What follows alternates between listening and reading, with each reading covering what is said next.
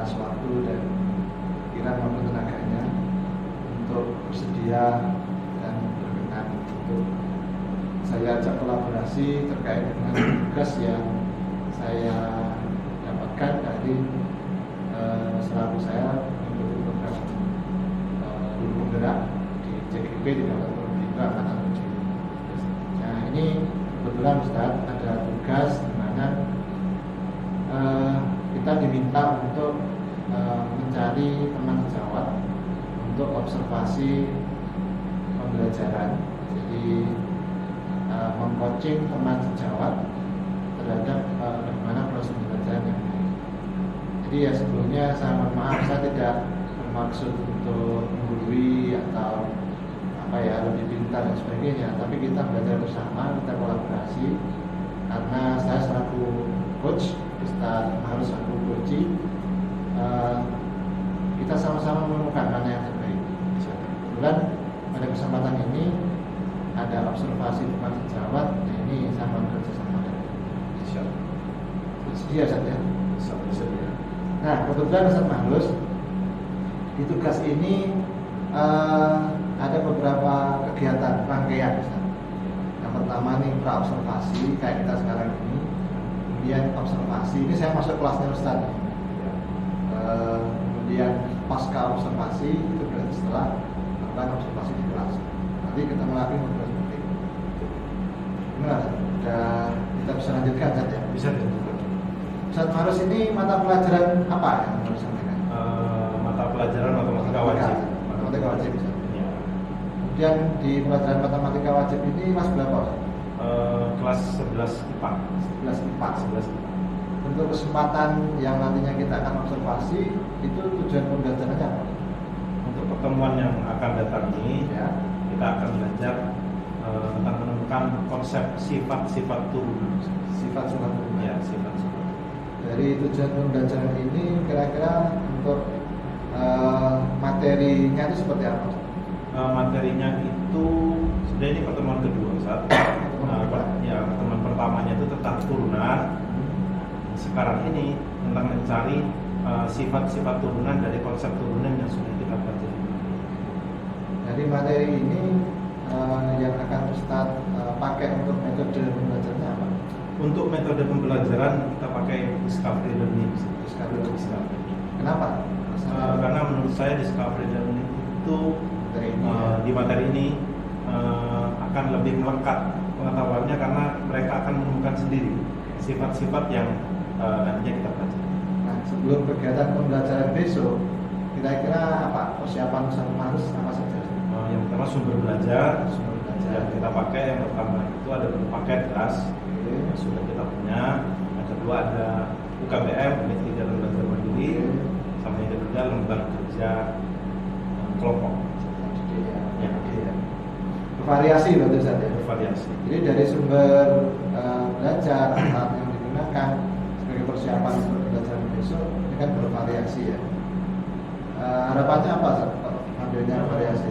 Harapannya dengan karena siswanya pasti tidak semuanya sama, ada macam-macam, ada yang suka belajar kelompok, ada yang suka belajar mandiri, ada yang suka baca buku. Jadi dengan beberapa sumber tadi diharapkan bisa maksimal pembelajaran. Oke, sebelum pembelajaran besok, teman-teman misalkan sudah punya RPP ya. Nah, mungkin bisa diinformasikan kepada saya tahapan untuk kegiatan besok urutannya gimana?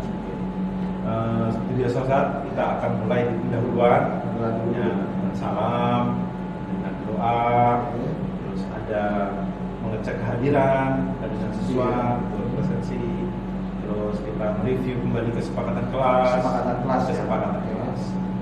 sama mindfulness untuk pendahuluan. Nah, setelah itu dilanjutkan inti. Dari intinya yang pertama stimulus. Apa stimulusnya? Nanti kita akan mereview kembali materi konsep turunan. Setelah kita review, siswa sudah benar-benar paham konsep turunan. Nanti siswa akan dikelompokkan, dan dikelompokkan itu nanti akan saya beri lembar kerja diskusi kelompok yang isinya tentang menemukan sifat-sifat turunan. Nah, ketika rencana pertumbuhan isu dengan urutan seperti itu, kira-kira pengembangan pembelajaran yang ingin Ustaz capai apa dari model atau rencana pertumbuhan? Tentunya dari pembelajaran itu tentunya kita nanti tujuannya, harapannya mereka capai, ya, harapannya dicapai mereka bisa memahami dengan baik sifat-sifat turunan manusia. Sedangkan untuk interaksi atau pengelolaan kelas dari Ustaz Maru sendiri untuk pengembangan yang insya Allah besok ingin dicapai, mungkin kaitannya dengan apa kompetensi sosial dan emosionalnya itu gimana? Yang pertama, kenapa diskusi kelompok? Karena saya ingin kondisi kelas itu bisa menyenangkan sesuai dengan ketertarikan mereka dengan kelompok itu. Mereka bisa bersosialisasi dengan yang lain, dengan teman sekelompok, dengan kelompok lain, dengan guru. Maksud interaksi itu melatih emosional. Kalau pola pengelompokannya, gimana?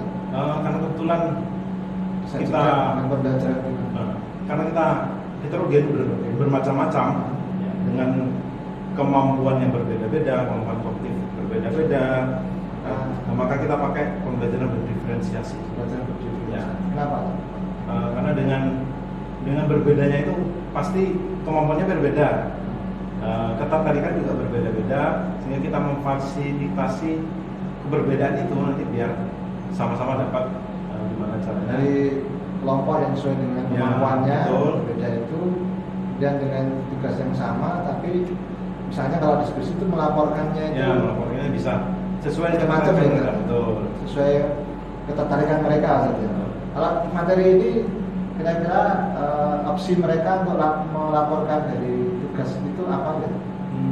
Bisa laporan Word, bisa PowerPoint, bisa mungkin video YouTube, bisa sosmed, Instagram, dengan gambar dan yang membuat mereka ya tetap tertarik gitu. Nah, sekali kelihatannya, saya nggak sabar bisa masuk kelas Ustaz Maru. Mudah-mudahan benar-benar tertarik ya. Ini yang mungkin saya mohon kerjasamanya, rencana pembelajarannya dan sebagainya mungkin bisa nanti kita baca bersama saja setelah observasi. Ya, sementara untuk prestasi ini aja Ustaz. Tetapi ini menarik sekali, saya tertarik besok di kelas Ustaz Maru Sasma. Terima kasih Ustaz Maru ya. Terima kasih kembali. Silakan lanjut ke aktivitas kita masing-masing. Dan sampai ketemu. Terima kasih Pak. Assalamualaikum warahmatullahi wabarakatuh.